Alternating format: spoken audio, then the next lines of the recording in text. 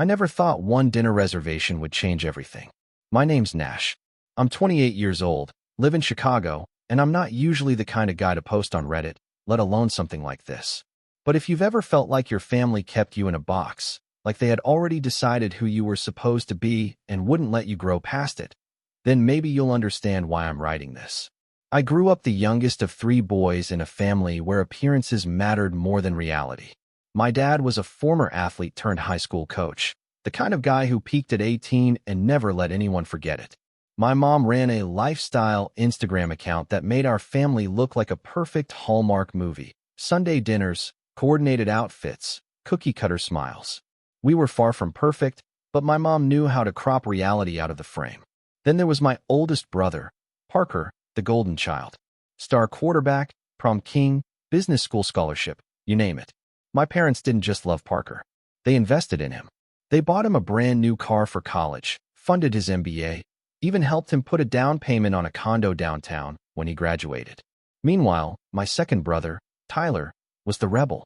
Got into music, pierced his eyebrow, dropped out of college, and now teaches guitar lessons part-time and lives in a converted garage. My parents don't know what to do with him, so they mostly ignore him. And then there's me, the quiet one, the polite kid, the one who always got told, just stay out of it, or don't rock the boat. I didn't scream or fight or ask for much. I got decent grades, held a part-time job through high school, paid for my own used car, and worked my way through college with scholarships and side gigs. While Parker was making big business moves and Tyler was setting his life on fire, I was doing spreadsheets and software contracts behind the scenes. Unbeknownst to most of my family, those side gigs turned into freelance consulting work, then into my own LLC.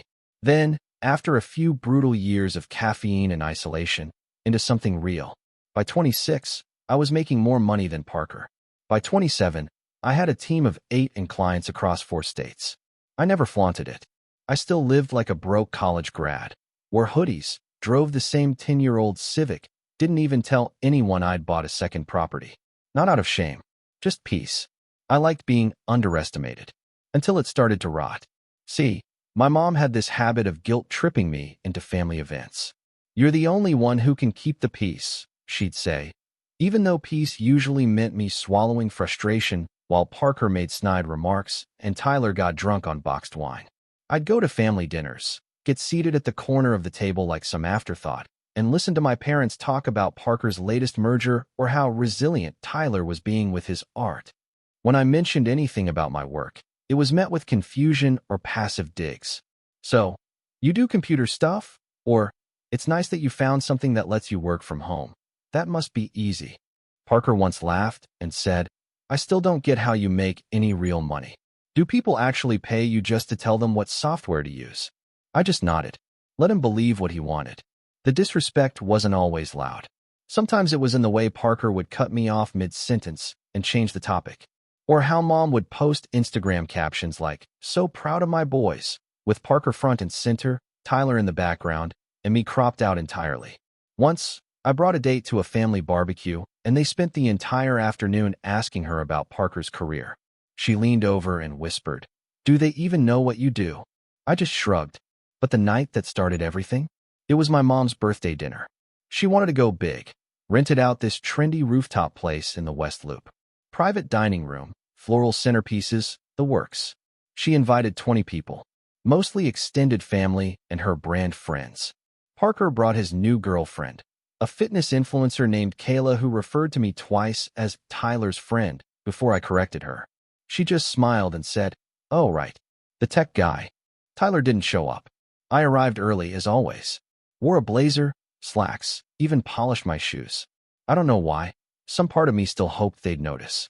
When Parker and Kayla walked in 20 minutes late, my mom rushed to greet them with hugs like royalty had arrived. I watched her fawn over them while my dad asked me to help the waiter figure out the wine menu, since you're not doing anything important. Dinner was tolerable until the dessert course. That's when Kayla started asking loud questions about side hustles and how anyone can just go viral and make money now. Parker chimed in. Yeah, even Nash makes a living somehow. Not sure how.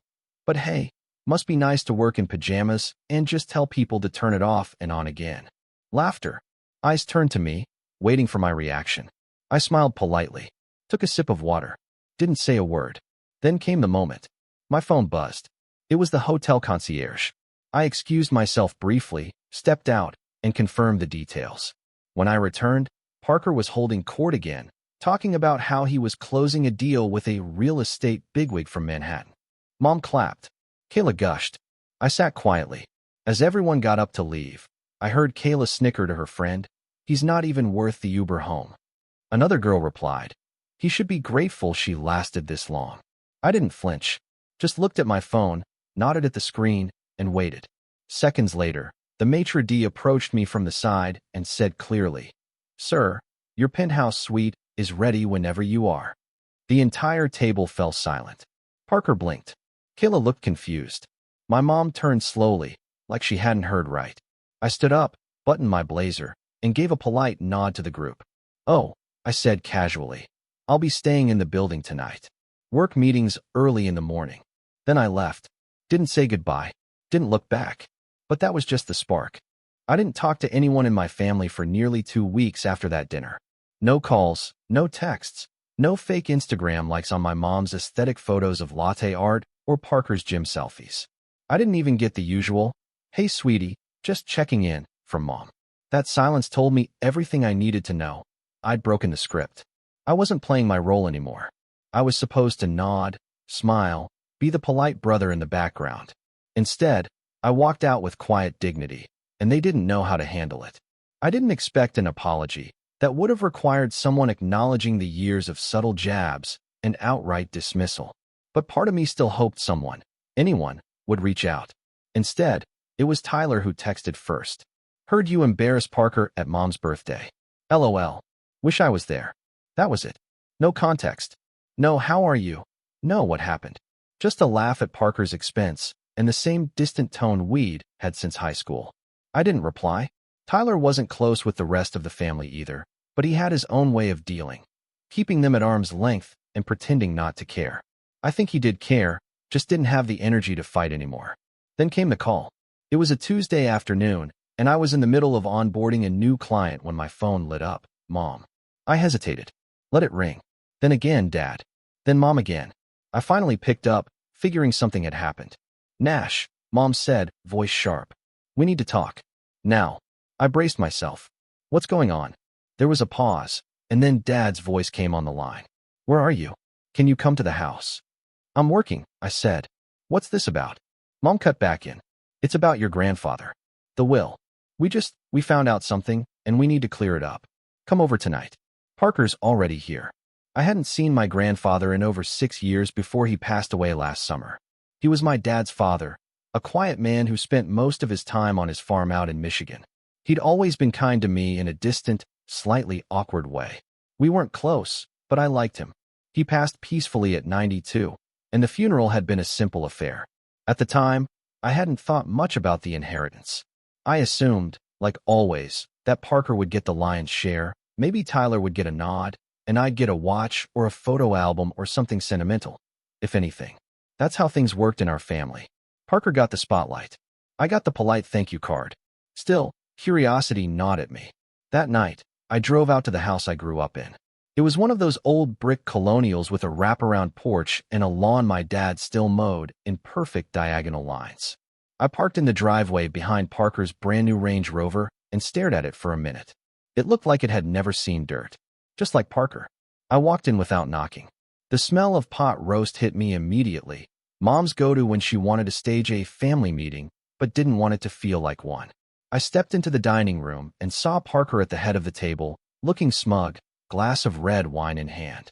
Mom and Dad sat across from him, their faces a strange mix of tight smiles and barely concealed tension. "Nash," Mom said brightly, like she hadn't barked at me 5 hours ago.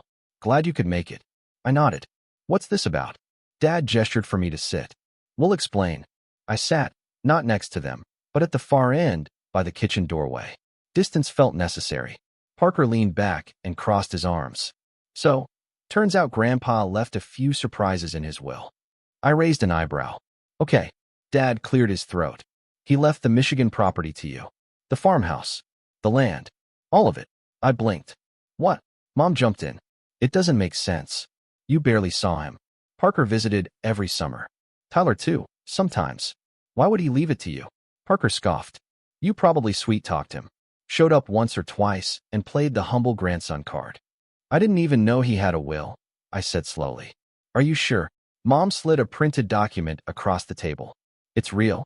We had the lawyer confirm it. Everything's in your name. I scanned the paper. Sure enough, my name was there. Nash Evan Walker. Sole inheritor of the entire 82-acre estate, house included. My heart thudded. I hadn't even known he owned that much. Grandpa never talked about money. But I remembered the land. Wide open fields, the old barn, the wraparound porch with chipped white paint. He used to sit on that porch with his radio and iced tea, watching the sunset in silence. Parker leaned forward. Look, man, let's be realistic. You live in the city. You don't need some rundown property in the middle of nowhere. I stared at him. And you do? I could turn it into something useful, he said. Develop it. Flip it. Build cabins, maybe an Airbnb thing. Dad nodded. That's actually a great idea. Mom smiled tightly. It would keep it in the family. I felt my stomach turn. You want me to give it to Parker? Not give, Parker said. Sell. But like a family price. Fair. I laughed, quietly, but it slipped out before I could stop it. Let me get this straight. Grandpa left it to me. And now you want me to hand it over so Parker can turn it into a side hustle. Mom's voice went cold. Don't be petty. I looked at her. You're calling me petty? Dad stood up. We're just trying to do what makes sense. You have your business. You don't need this kind of burden. And Parker does? He has vision, Mom said. He always has. The words hit me like a slap. I stood up, chair scraping hard against the floor. You know what? Keep the pot roast. I walked toward the door. Nash, wait, Mom said, following me. Don't make this about you. I turned around. It is about me. For once. He chose me. And you can't stand it. I left. But they didn't stop there. 2 days later, I got an email from a real estate broker, a woman named Karen working with a family representative. She wanted to schedule a tour of the Michigan property. Said she'd been told I was ready to sell. I called her directly. I think you've got the wrong idea, I told her. She was confused. Aren't you Parker's brother? Yes. He said you'd approved it. That he was handling the sale on your behalf. He's not. Do not step foot on that land. She stammered. I apologize. I'll cancel the visit. I hung up, heart pounding. They'd gone behind my back. Tried to sell it without me. Lied to a broker. Used my name. It was more than entitlement. It was betrayal. They'd crossed a line they couldn't uncross. But the final blow? That came the next morning. A text from Parker. No greeting. No punctuation. We're going to fix this mess. Don't be difficult. Attached was a photo. The Michigan farmhouse. My farmhouse. With a giant red for sale sign hammered into the ground. I stared at it for a long time. My hands shook. Something inside me shifted. Snapped. They thought I'd just take it. That I'd roll over like always. They forgot who I was now. I didn't rage. I didn't scream. I didn't drive down there and rip the for sale sign out of the ground with my bare hands like some corny movie revenge scene. I just stared at that photo Parker sent me. The one of my grandfather's house, our family's old farmhouse, with that red sign sticking out front like a wound, and I sat in silence. Not angry. Not yet. Just hollow. For the next few days, I did nothing. I logged out of my work accounts. Ignored Slack pings. Let unread emails pile up like leaves on the porch. I turned off my phone and unplugged my laptop. DoorDash knew me by name. I lived on takeout and lukewarm coffee, barely leaving my apartment except to shower or stare at the skyline from my balcony like some lonely ghost haunting a condo he forgot he paid for. It felt like I'd been hit by something invisible. Not because of the land, not even the money, but because after years of swallowing every dig, every dismissal, every family dinner where I was treated like a placeholder, the second I was finally given something of value, they couldn't even let me have that. I wasn't their son. I was a placeholder for whatever they needed me to be. The buffer, the backup plan, the support beam holding up their perfect picture. And I was tired. It had taken me nearly 3 decades to realize that sometimes the worst betrayal doesn't come from enemies. It comes from the people who smile while they twist the knife. On the 4th day, I finally left my apartment. I drove. Not toward the farmhouse, not yet. Just aimless. I ended up on the lakefront, sitting in the driver's seat of my Civic while the waves slapped against the rocks like they were trying to get my attention. The sky was overcast and heavy, the kind of gray that made you feel like the entire city was holding its breath. I thought about Grandpa, about the summers the first spent out there when I was a kid, before Parker decided he wanted to bond and took over. Back then, it was just me and him, fishing off the dock or fixing old tools in the shed. He didn't talk much, but when he did, it mattered. I remembered him once handing me a rusty old hammer and saying, "Sometimes things last longer when you patch them up yourself." That stuck with me. I drove home, showered, shaved, turned my phone back on. 32 missed calls, 7 voicemails, 4 from Parker, 2 from Mom, 1 from the real estate broker again. I didn't listen to a single one. I just hit delete on each of them. Then I emailed my lawyer. That was the first step. He wasn't some bulldog in a suit, just a calm, precise guy I'd worked with on a few contracts. I explained the situation, showed him the will, forwarded the broker emails and Parker's text. He responded 2 hours later with a full cease and desist draft ready to go. That was step 2. Then I quietly made arrangements to visit the farmhouse, alone. I didn't tell anyone I was going. Just packed a duffel bag, grabbed a thermos of coffee, and left at 4 a.m. before the city even stirred. It was a 3-hour drive, the kind of trip you feel more in your bones than your body. The farther I got from the skyline, the more the air changed. By the time I turned onto the gravel road leading to the property, the sun had started to rise behind the trees like it was peeking at me, unsure whether to come out or not. And there it was. The house hadn't changed. Not really. The paint had peeled more. The porch steps creaked louder. But it still had that quiet, unshakable dignity, like an old man who'd outlived everyone who underestimated him. I parked, walked up to the front door. The for sale sign was still in the yard. I took it out, laid it gently against a tree. I didn't need to destroy it, just remove it. I spent the day cleaning, swept out the cobwebs, opened all the windows, let the breeze carry out the dust of years. I found old photos in drawers, black and whites of Grandpa in his younger days, arms crossed in front of the barn. There was one of me, probably 7 or 8, holding up a fish and grinning like I'd just won the lottery. Grandpa's hand was on my shoulder. I set it on the mantel. I stayed overnight. No Wi-Fi, no TV, just a space heater, a sleeping bag, and silence. And in that silence, something inside me started to shift. For the first time in years, I felt still. Not invisible, not overlooked. Just me. The next morning, I walked the land. All 82 acres. Fields, trees, broken fences, an old shed that had half collapsed under snow from a storm long past. There was potential here. Not for a business. Not for Parker's Airbnb fantasies. But for me. I started making a list. What needed repairs. What I could handle. Who I could call. I didn't tell anyone what I was planning. Back in Chicago, I moved differently. Quiet, focused. I declined a few projects to make time.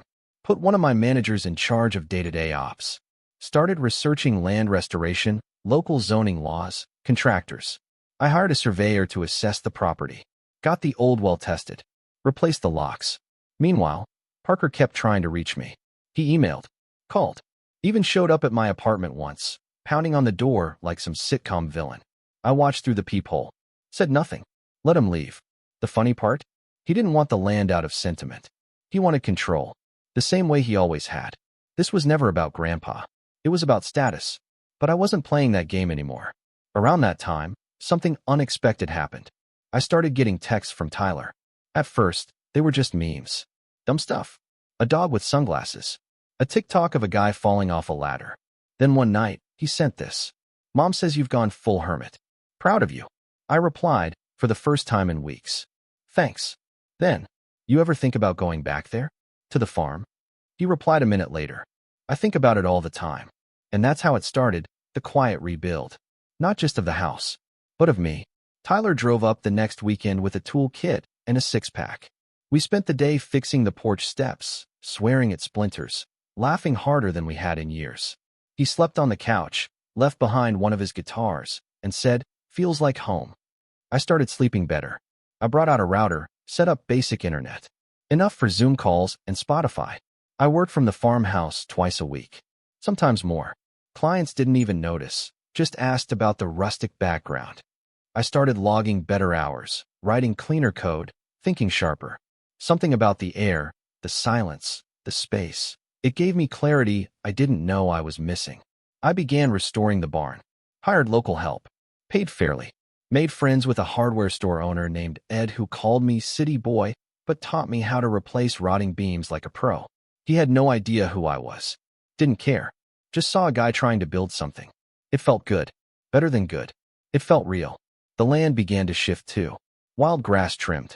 Debris hauled. A few wild turkeys wandered through the fields one morning, and instead of scaring them off, I just watched. Let them stay. Back in Chicago, the messages from my family grew quieter. Then one day, they stopped altogether. Not because they gave up, but because they were plotting something else.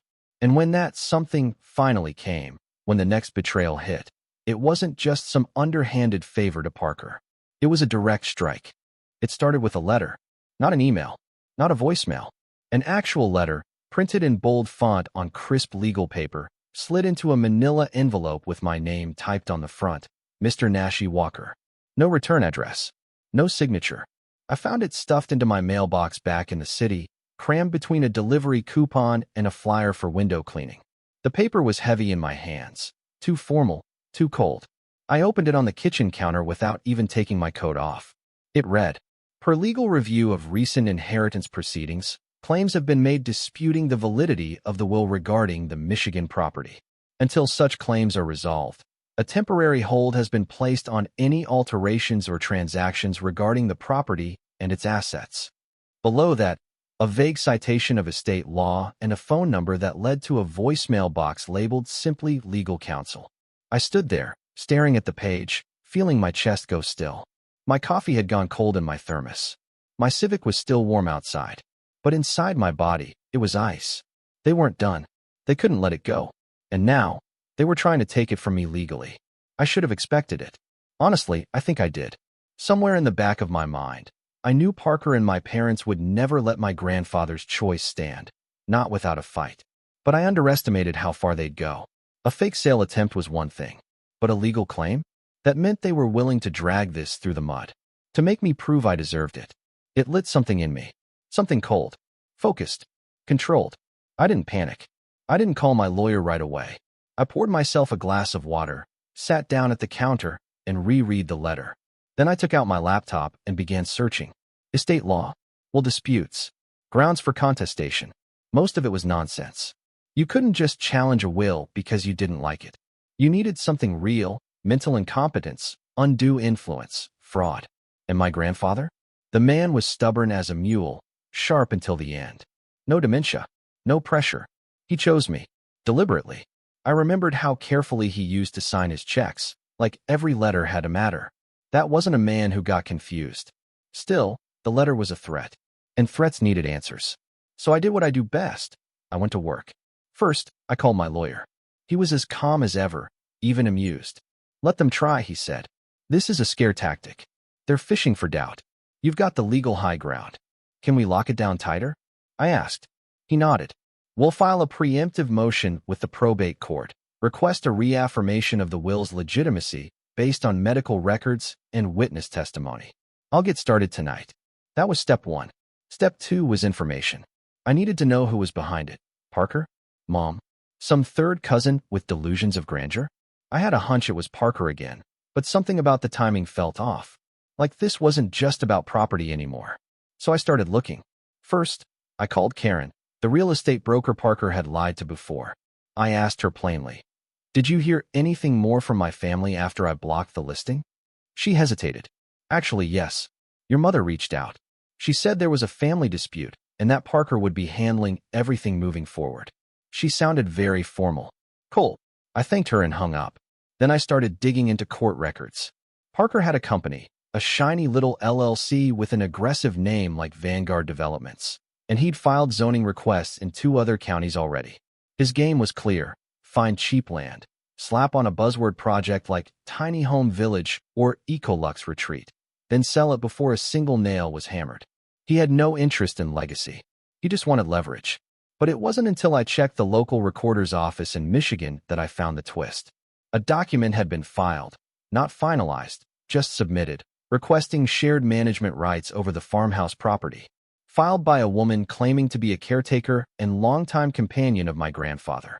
Her name was June, and I'd never heard of her in my life. I stared at the PDF for a long time. This wasn't just Parker. He was recruiting, fabricating, weaponizing strangers to rewrite my family's history. I printed everything, compiled a binder, met with my lawyer the next day. She's a fake, I said, or manipulated into this. Either way, she's a pawn. He nodded. We'll respond aggressively. Want me to file for discovery? Not yet, I said. Let's wait. Let them think I'm scrambling. Because I wasn't scrambling. I was building. In the meantime, I went back to the farmhouse. And I started preparing. The renovations were already underway, but I doubled down. I hired 2 more contractors, installed a full perimeter security system with motion cameras and cloud backups, upgraded the locks on every door and window, put a floodlight over the barn, and had Tyler repaint the mailbox, bright red, impossible to miss. I knew Parker. He was theatrical. If he planned to escalate this, he'd do it loudly. So I made the farmhouse loud too. I called in a favor from a real estate photographer friend, told him to take the most beautiful, editorial-style photos of the property. We staged the porch, lit the inside like a magazine spread, had him shoot drone footage of the fields at golden hour. It wasn't for a listing. It was for proof, visual evidence, public record, the kind of documentation that said, this land is loved. It is lived on. It is not abandoned. It is not forgotten. Then I posted it all, not on Instagram, not on LinkedIn, on a simple, clean website with a single page, www.walkerfarmproject.com. No bragging, no claims, just photos, history, a quiet explanation of who my grandfather was, what he meant to me, what this land would become. I didn't share it with anyone, except one person. I emailed the link to my mom. No subject, no text, just the link. She opened it within 3 minutes. Didn't reply, but I knew she saw it. And more importantly, I knew she forwarded it. Because 48 hours later, Parker showed up. Not in person, in my inbox. We need to talk. That was all it said.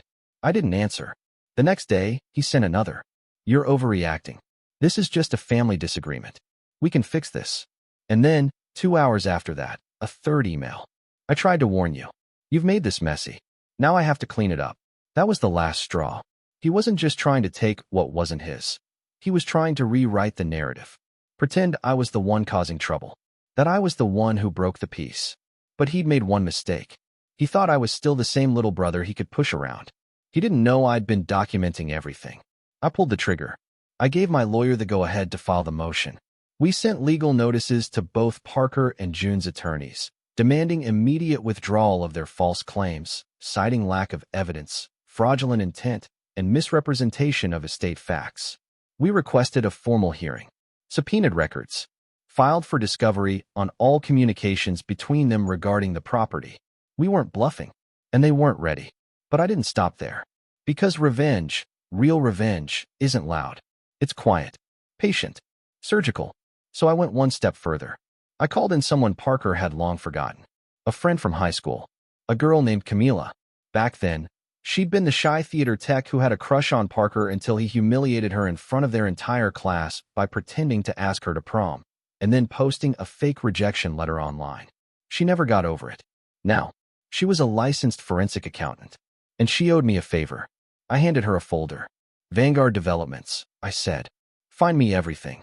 She smiled. Oh, she said, you want to ruin him. I didn't answer.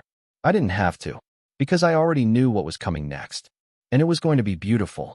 But it wasn't enough to just catch Parker in a lie. Revenge, I've learned, is best served with receipts. Camila moved fast. Within 10 days, she uncovered everything.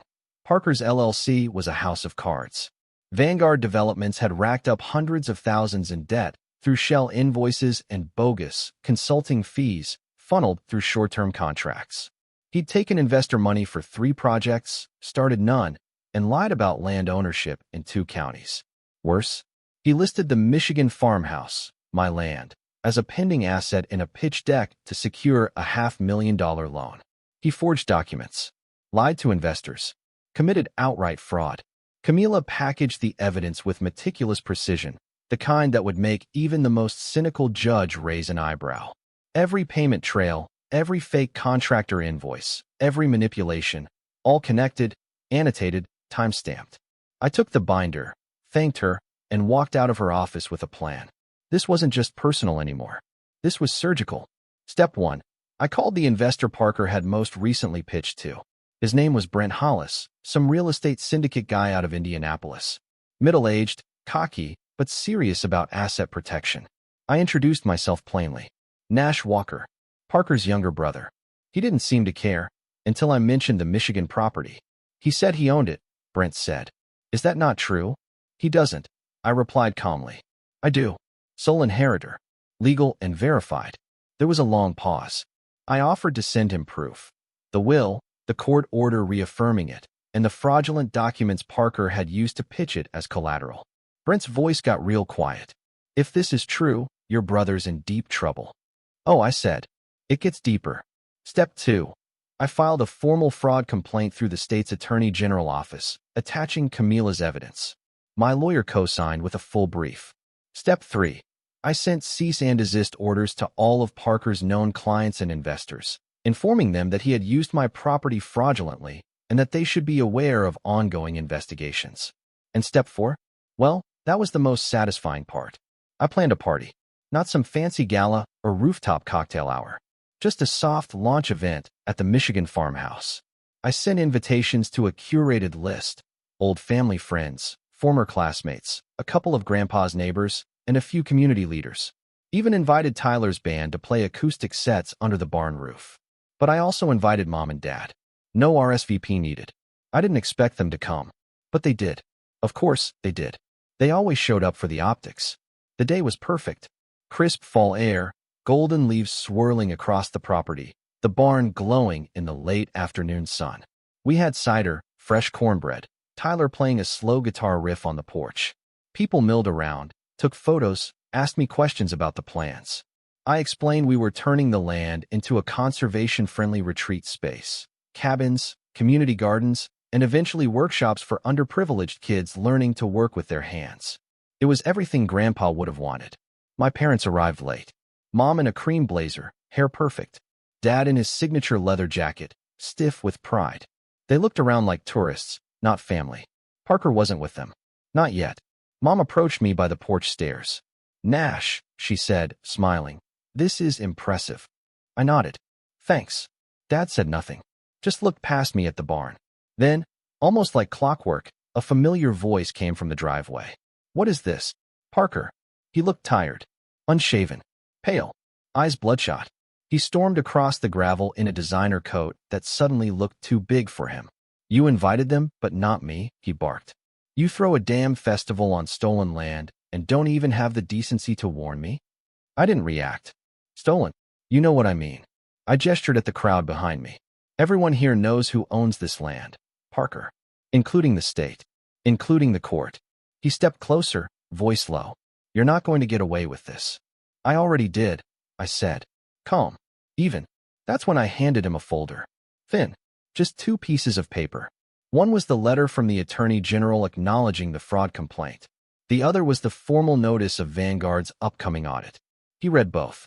Slowly, eyes widening with every line. I warned you, I said. You dragged me into the mud. Tried to use my name. My property. You lied to investors. Falsified ownership. Parker opened his mouth, but no words came. You weaponized our family, I added. So I defended it. For a moment, I saw the gears turning, like he wanted to scream, cry, argue, something. But nothing came. He just stood there, trembling slightly, realizing that his empire had never been real. Then he turned, walked back to his car, and drove off, fast and reckless, tires crunching the gravel like thunder. Mom tried to speak. He's just scared. You didn't have to. Yes, I interrupted. I did. Dad looked at me for the first time in weeks. Not with anger. Not with disappointment. With respect. He gave me a single nod, then followed Mom back to their car. They left without saying goodbye, and I didn't watch them go. Instead, I walked back up the porch steps, grabbed a mug of cider, and joined Tyler near the barn. He handed me his guitar. Still remember that one Grandpa liked? He asked. I strummed a few clumsy chords. Yeah, I do. We played it. Off-key, slow but steady. People clapped. And above the music, the breeze, the sunset spilling across the sky, I realized something. I hadn't just won. I'd reclaimed my story. Parker's company was shut down within a month. He was fined, sued, and quietly blacklisted from every serious real estate circle in the tri-state area. He moved in with our parents for a while, then disappeared from the grid. Last I heard, he was working contract gigs under a fake name. My parents tried to repair things. Sent Christmas cards. Left voicemails. I never responded, but I didn't block them either. Let them sit in the quiet. Let them learn what it felt like to reach for someone they'd always ignored. And me? I kept building. The farmhouse became my base. The land, my legacy. And the final line of the speech I gave at the launch party, the one that ended up printed in the local paper, it went like this. Sometimes, the best revenge isn't just proving them wrong. It's proving to yourself that they never defined you in the first place. When you're the oldest child in a family that worships golden boys, you learn quickly how to disappear. Not literally, of course. You just get really good at hiding in plain sight. My name's Garrett. I'm 24 now, but this story starts a little over a year ago when I was still 23, fresh out of college, broke, exhausted, and just naive enough to think things might finally be different. Graduation had just come and gone, and for the first time in my life, I thought maybe I'd earned a little recognition. Maybe my parents would finally see me as more than just the other son. But I should have known better. When your younger brother is Travis, the golden child, the charmer, the one who can do no wrong, you learn to expect very little. And somehow, you still end up being disappointed. My family's always been complicated. On the surface, we look perfectly normal.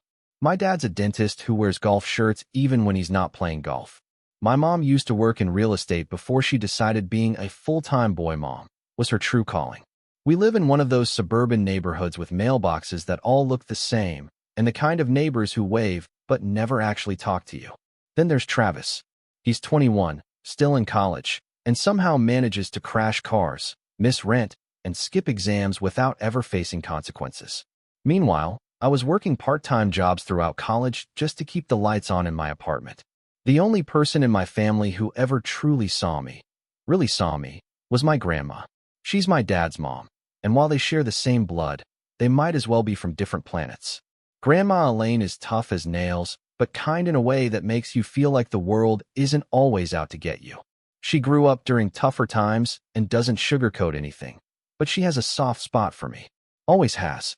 Every holiday, every birthday, every big moment in my life, she's been there. And she's the only one who's ever made me feel like I mattered.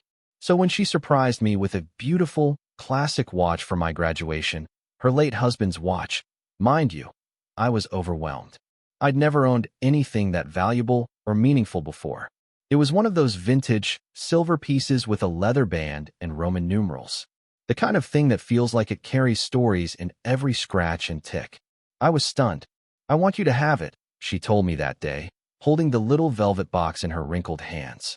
He'd want you to wear it to your first real job. He'd be proud of you. I remember holding it in my hand and promising her I'd take care of it. I wasn't even thinking about the dollar value. It could have been worth $10 and I'd have cherished it all the same. But I should have locked it away the second I got home, because things in my house have a tendency to vanish. Fast forward 3 weeks. I was invited to a small family dinner at my parents' place. Nothing fancy, just one of those midweek get-togethers they like to call casual, which usually meant my mom slaving over an unnecessarily elaborate meal while my dad critiqued the wine pairing. Travis was home from school, lounging on the couch like he owned the place, and Grandma Elaine was visiting for the weekend. I hadn't seen her since graduation, and I was genuinely excited to catch up with her. I didn't even notice the storm brewing under the surface until it was far too late. I walked in carrying a small bag of groceries I'd picked up for Mom. Some goat cheese and fresh basil she texted me about the day before. I set the bag on the counter and turned around just in time to see Grandma Elaine approaching with that warm smile of hers. She opened her arms for a hug, and I leaned in, smiling back. But just as we pulled apart, she paused. Her eyes flicked down to my wrist, then back up at my face. "Honey," she said softly, "where's the watch I gave you for graduation?" I froze. For a split second, I thought maybe I'd just forgotten to wear it. My mind raced, trying to remember if I'd left it on my dresser or by the sink. But then a voice behind me cut through the moment like a blade. "Oh, we gave it to Travis," my dad said casually, pouring himself a glass of wine like he hadn't just detonated a grenade in the room. He'll appreciate it more. Time stopped. I didn't say a word. I couldn't. My mouth opened slightly, but no sound came out. I turned to look at him, waiting for the punchline. Maybe he was joking. Maybe this was just one of his weird, dry attempts at humor. But the look on his face said otherwise. He wasn't joking. He wasn't even looking at me. He said it like it was the most logical decision in the world, like the watch was some shared family resource that could just be redistributed to the more deserving sibling. My grandma didn't speak either. She just stared at him, not with confusion or anger, but with something else entirely. Disbelief. Disappointment. That kind of look that strips a person bare and exposes all the things they pretend to be. My dad, unfazed, took a sip of wine and started talking to my mom about the roast in the oven. I stood there, fists clenched at my sides, heat rising in my chest. My heart pounded so hard I could hear it in my ears. Travis, of course, looked smug, wearing the watch right there on his wrist like it had always belonged to him. He noticed me staring and had the nerve to wink. That was the moment something broke inside me. Something subtle, but deep. I'd spent years brushing things off, telling myself it wasn't worth the fight. But this wasn't just favoritism. This was theft. This was betrayal. And the worst part was, they didn't even try to hide it. I tried to pull my grandma aside later that night, but she seemed distant. She barely touched her food, and her usual spark had dimmed. When I finally found a moment alone with her in the hallway, she looked at me and said, "Don't worry, sweetheart. I'll handle it." I didn't know what she meant by that, and I didn't ask. But over the next few weeks, things started to shift in strange and subtle ways. Phone calls went unanswered. Tensions in the family group chat rose. My dad grew unusually quiet during dinners. Travis started making more snide comments than usual. And then, one Sunday afternoon, everything changed. I didn't hear from Grandma Elaine for 2 weeks after that dinner. That alone was enough to put me on edge. She wasn't the type to stay silent, especially not after something like that. She'd always been a phone call away, checking in on my classes, asking about job interviews, recommending documentaries I'd never get around to watching. Her silence was like a missing note in a song you didn't realize had always been playing in the background. Meanwhile, things at home took a turn for the worse. My parents, especially my dad, began to act like the watch situation never happened. I was expected to show up for Sunday dinners, text back in the family group chat, and congratulate Travis on every minor success like I was part of his fan club. And Travis, well, he turned it into a game. Every time we saw each other, he found a way to flash the watch in my face, polishing it at the table, holding up his wrist to check the time in an exaggerated fashion, resting his arm on the back of the couch just so the silver glint caught the light. He was always smirking, like he knew exactly what he'd done and didn't feel the slightest bit of shame. One night, a week after that dinner, my mom texted me, "Don't forget to RSVP for Travis's internship dinner next month. We're all so proud of him." I read it 3 times before I could even process the absurdity. Travis had landed some cushy, unpaid internship at a family friend's company, some PR firm downtown that only hired kids through connections, and now we were throwing him a dinner party like he'd cured cancer. I didn't respond. I couldn't. Instead, I stared at my phone and let the anger simmer. Not because Travis got the internship. I'd long accepted that opportunities would always find him, whether he earned them or not. But because of the way my parents celebrated him like he was the family's great success story, while I was barely acknowledged.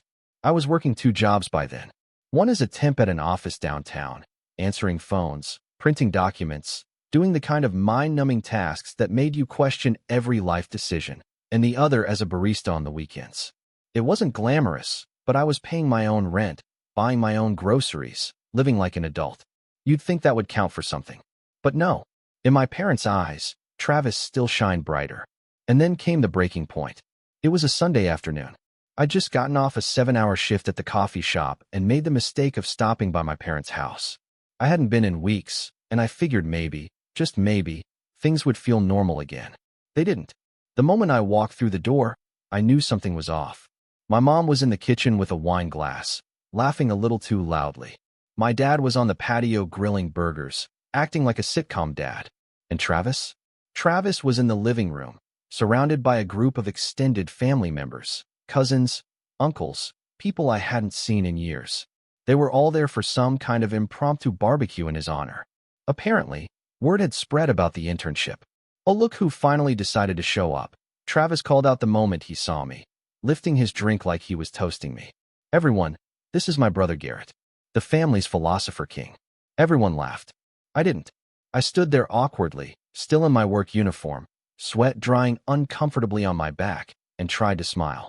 But inside, something was fraying. I stayed for 15 minutes, just long enough to avoid the guilt text from my mom, and then slipped out the side door. No one even noticed. That night, I got a call from Grandma. I've been watching, she said, her voice low and steady. You okay, sweetheart? I don't know, I admitted. It's like I don't exist to them. She didn't respond right away. When she did, her voice was firmer. Don't let them convince you that you're less than what you are. You've always carried yourself with grace, Garrett, even when they don't deserve it. I didn't cry. Not then. But I felt something shift. Like her words had unlocked a door I'd kept sealed for too long.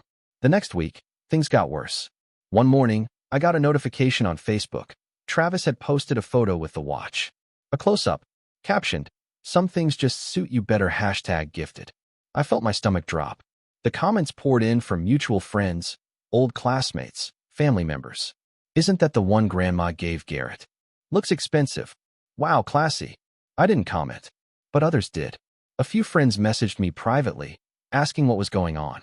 I didn't answer them either. What could I say? Later that day, my mom called. Hey, sweetie. So, I know things have been a little tense lately, but I was wondering, Travis needs a suit for his internship dinner, and your old one would be perfect. You're about the same size, right? I didn't respond right away. My hand clenched around the phone.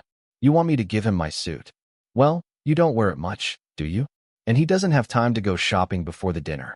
He already took my watch, I said, voice low. Now he needs my clothes, too? There was a long pause on the other end.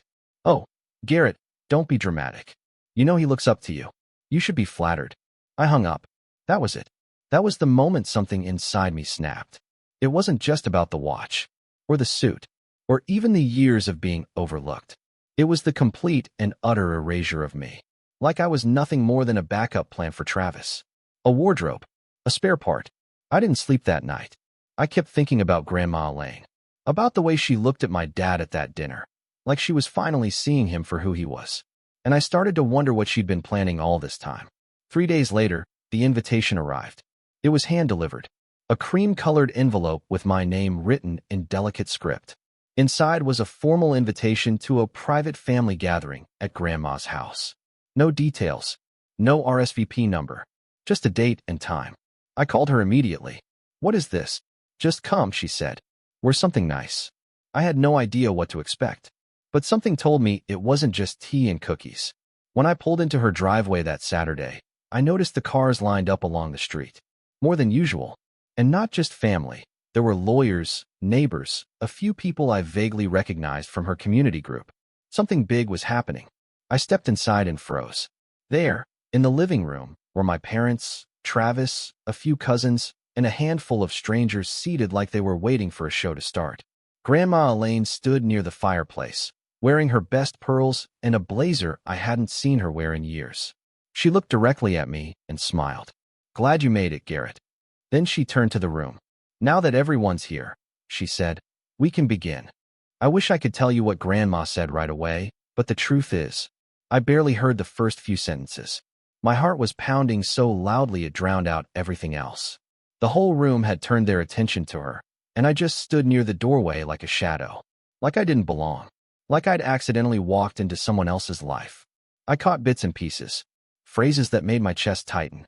Taken advantage of. One-sided favoritism. Time to set things straight. Then, suddenly, she turned to Travis. Not my dad. Not my mom. Travis. Young man, she said, voice sharp but not unkind. That watch wasn't a gift for you. It belonged to your grandfather. He wore it to his wedding. He wore it to the hospital when your father was born. It's not just a watch. It's history. Travis didn't say a word. He just sat there, trying to hold that smug look, but his lip twitched, and I saw the flicker of uncertainty in his eyes. Grandma pointed a single finger at him. You took something that wasn't yours, and you wore it like it was a trophy. My mom opened her mouth to speak, but Grandma raised a hand. silencing her with nothing but posture. That's the kind of woman she is. When she wants the room, she takes it. My dad was staring at the floor. He knew. He'd always known. But for the first time in years, he looked small. And then she said it. The sentence that cracked open the entire house. "I'm changing the will." Gasps. A few murmurs from the cousins. Even one of the lawyers raised an eyebrow. Grandma didn't flinch. "I've watched too much silence in this family," she continued. "Too much enabling. And Garrett? He's the only one who never asked me for a dime. The only one who never expected something just for existing." I felt like the floor had vanished under me. "I've made arrangements," she went on. "He'll be the executor and the primary beneficiary." I couldn't breathe. I didn't know what to do. Part of me wanted to shout, "Don't do this." Not because I didn't want it, of course I did, but because I didn't want the fallout. I didn't want to be blamed for tearing the family apart. But that's exactly what happened. The next few weeks were a blur. My parents were furious, but not at her. At me. My mom stopped calling. My dad sent one text. "What did you say to her?" I didn't respond. What could I even say? Travis went full Cold War. Blocked me on everything. Sent a passive-aggressive group chat message that said, "Just so everyone knows, I won't be attending Grandma's birthday this year." Some people can't help but turn family into business. He got plenty of sympathy emojis from extended family. No one dared take sides. And that's when the silence really hit me. Because as much as I wanted to believe I could handle it, that I was strong enough to stand on my own, the reality was something different. I'd lost them. Maybe they were never truly mine to begin with, but it still felt like loss. Like walking away from a burning house, knowing your favorite childhood things are still inside. I hit rock bottom not all at once, but in slow, steady cracks. The first crack came when my lease ended, and I couldn't afford to renew. The temp job had let me go, downsizing, they said, and the coffee shop had cut back on weekend shifts.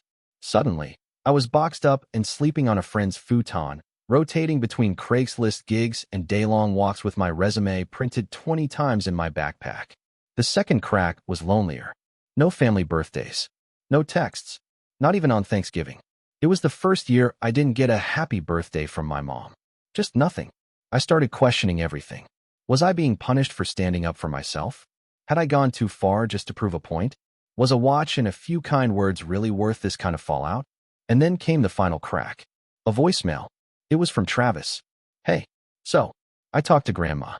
She said she's serious about this whole inheritance thing. Look, if you had any decency, you'd tell her to rethink it. We both know she's old and stubborn, but you're in her ear now, and it's not right. That watch. Fine, keep it. But the money? That's not just yours. You're not the only one with bills, man. Think about the family for once." I deleted it without finishing, but it stayed with me for days. I was barely surviving. Eating canned beans and ramen, skipping showers to make rent last longer. And here he was, angry because I might one day inherit something. Not because I already had it. Because I might. That's how deep the entitlement ran. But rock bottom has a funny way of changing you. When you've got nothing, you start noticing what really matters. Small things. The way a kind barista smiles when they hand you a drink. The way your shoes carry you from one disappointment to the next without complaint. The way silence, once a punishment, slowly becomes a kind of peace. And in that silence, I started rebuilding. It wasn't dramatic. There was no aha moment or big comeback. Just slow, gritty work. I took a warehouse job. Nights and weekends. Moving boxes, stocking shelves, breathing in dust. It wasn't glamorous, but it paid better than the coffee shop, and for the first time in months, I could afford to buy groceries and pay rent. I moved into a tiny studio, smaller than my college dorm, but mine. No roommates. No futon. I bought a desk from a thrift store and started teaching myself graphic design. Something I dabbled in back in school, but never pursued seriously. Every night after work, I'd sit at that desk, eyes half shut from exhaustion, and teach myself Photoshop and Illustrator. Tutorials, online forums, YouTube videos. It became my routine, my therapy, something to focus on that wasn't the hole my family had left behind. And slowly, I got good. Not, wow, hire me at Google good, but good enough to freelance. A logo here, a flyer there, then a social media campaign for a local bakery. Word spread. One of the bakery owners introduced me to a small business group. I started building a portfolio, made a website, bought a proper chair, Each little step felt like reclaiming a piece of myself. A few months later, I got my first big contract, designing the branding for a startup run by two sisters who left their jobs to open a sustainable fashion brand. It wasn't a $1 million deal, but it was real, legit, and it gave me something I hadn't felt in years: pride. Meanwhile, my family stayed silent. They didn't see the new apartment, didn't ask about the job, didn't notice that I'd stopped chasing them. But Grandma noticed. She called one night, out of the blue, and asked how my week was going. "Still got the watch?" she asked. "Yeah," I said, glancing down at my wrist. "I wear it every day." She chuckled. "Good. Because the man who wore it before you? He would have liked that." We talked for almost an hour. About nothing and everything. She didn't bring up the will. I didn't bring up the fallout. It wasn't about that. It was just nice. Like the world had softened, just for a moment. Then, one rainy Tuesday morning, I got a letter. Real mail. Envelope. Handwritten address. It was from my dad. Just one page. No greeting. No apology. Just a simple sentence. "Grandma's in the hospital. You should come." I read it 3 times. My stomach twisted. Because as much as I wanted to pretend I didn't care, that I'd moved on, built my life, found my own strength, I still loved her. She was the one person who'd seen me, who'd stood up for me, who gave me the watch that started everything. So I packed a bag, locked the apartment, and drove through the storm, heart pounding, unsure of what I'd find waiting for me when I arrived. What I didn't know, what none of us knew, was that Grandma hadn't just been preparing for her death. She'd been preparing for war. When I pulled into the hospital parking lot, my hands were shaking. Not from fear, at least not the obvious kind, but from something deeper. A tightness in my chest I hadn't felt in years.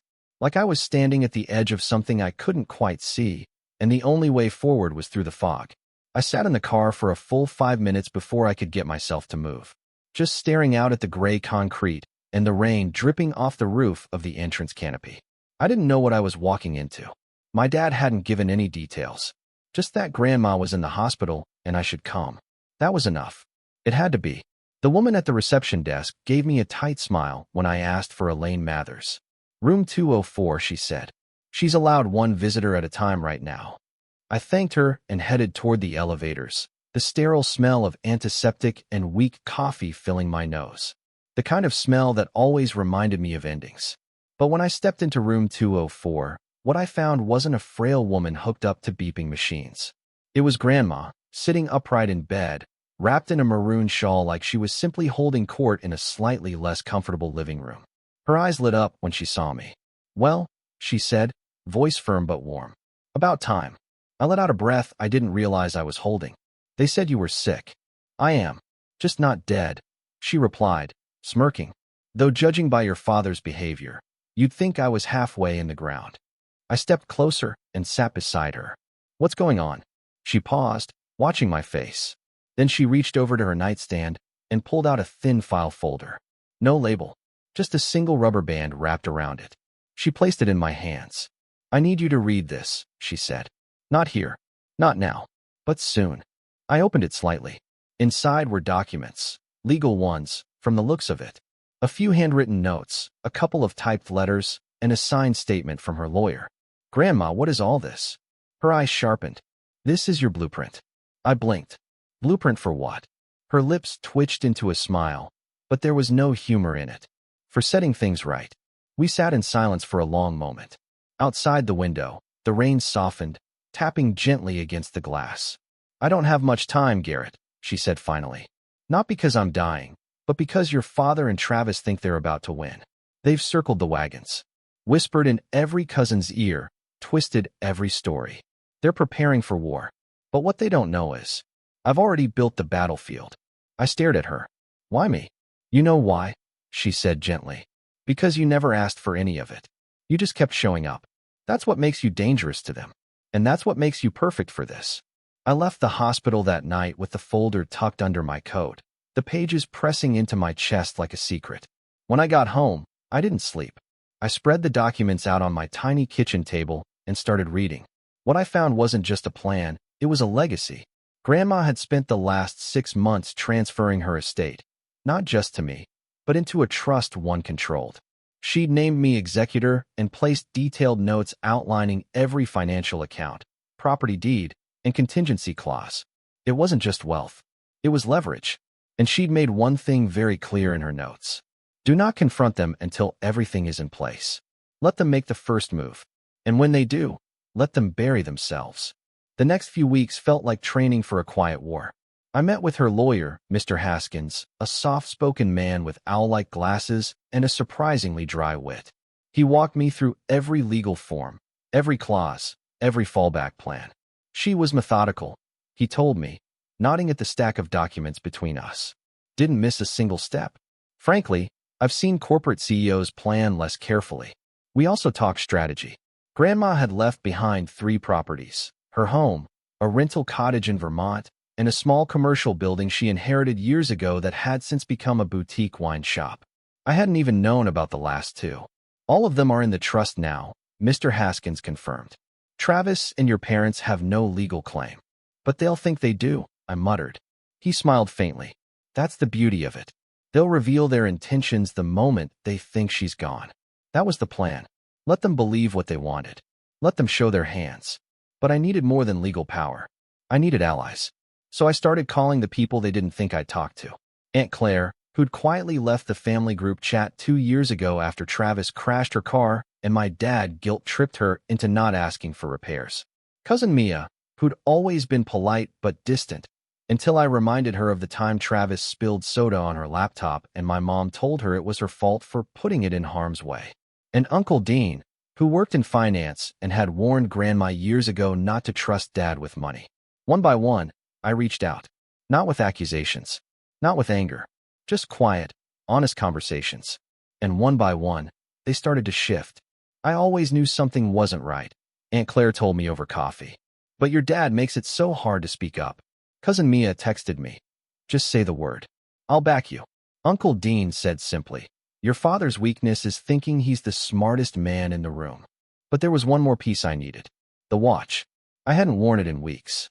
Not since Travis's Facebook stunt. It felt tainted somehow, like it wasn't mine anymore. But Grandma had made it clear, it was more than a timepiece.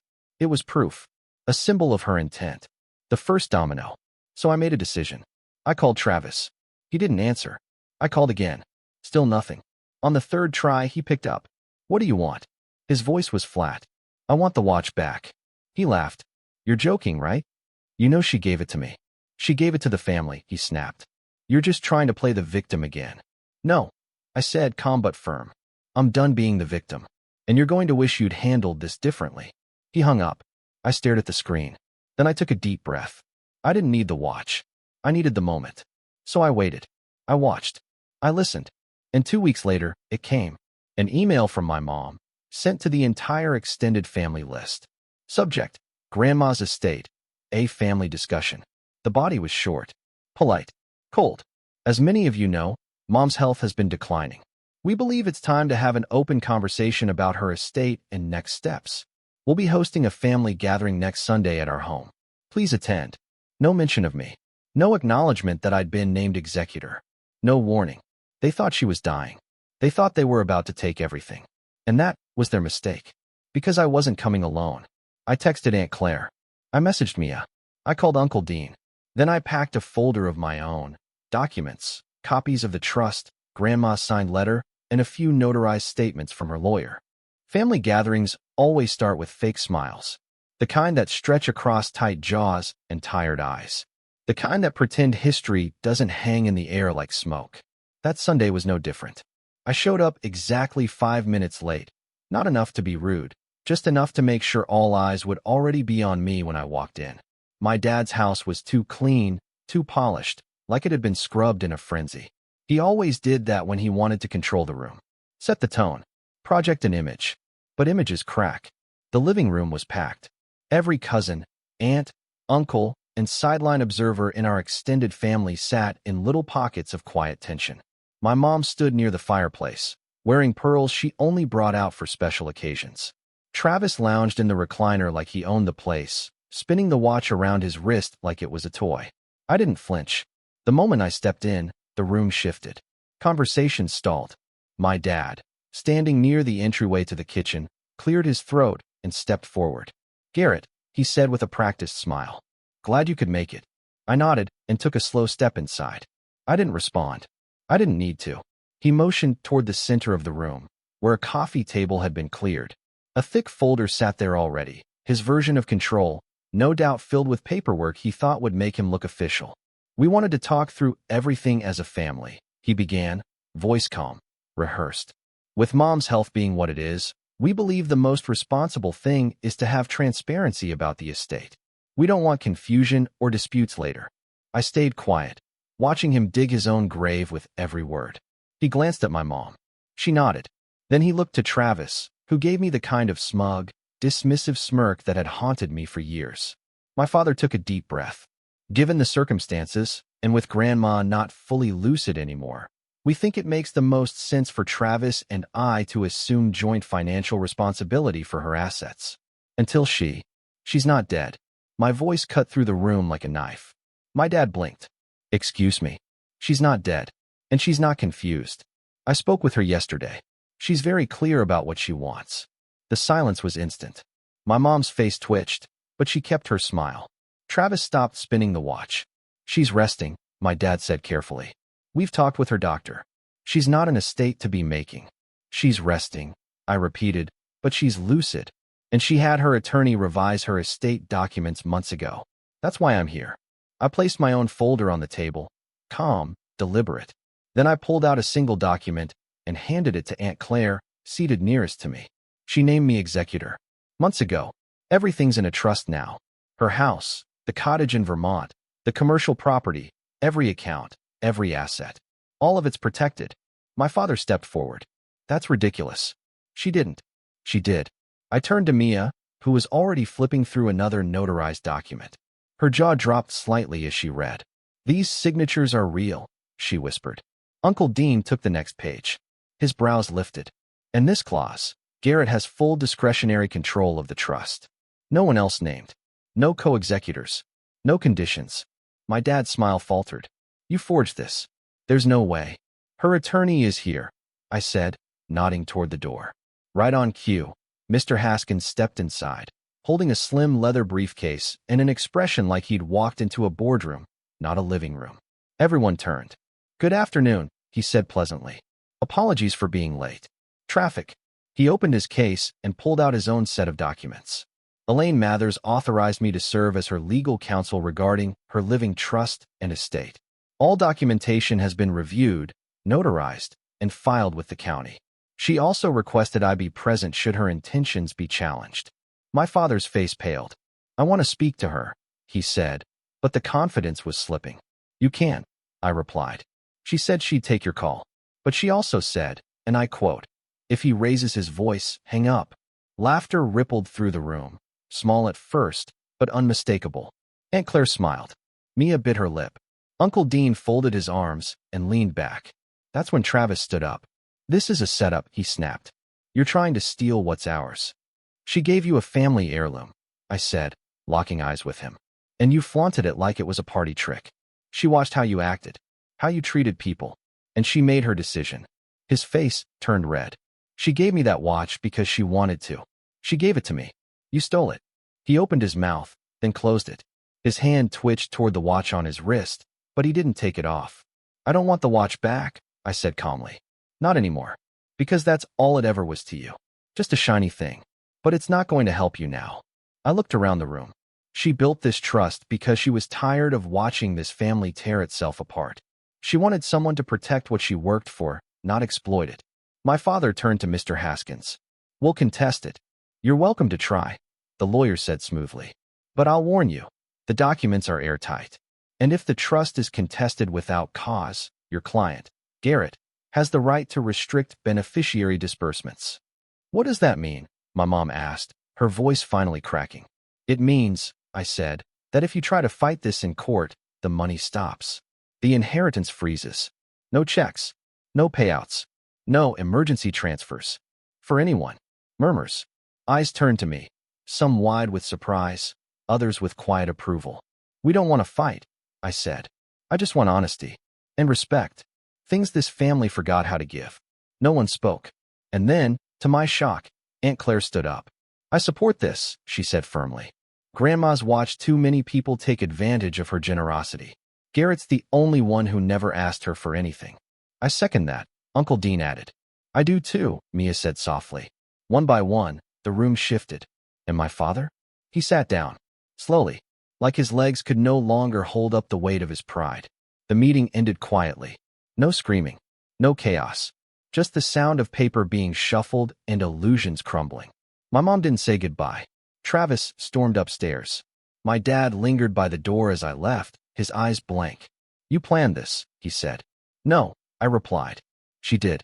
I just followed instructions. That night, Grandma called me. Well, she asked. They didn't take it well. She chuckled. They never do. You okay with the fallout? I've been ready for years, she said. And you?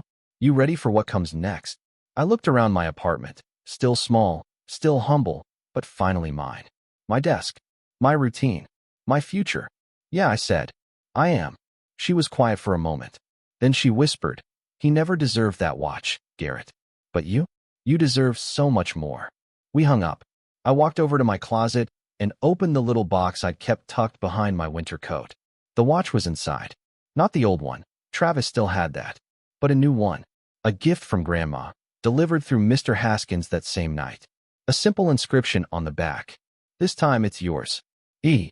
I slipped it onto my wrist, smiled at the weight of it, and finally felt the time was mine to take. And that's how the golden boy lost everything. To the brother he never saw coming.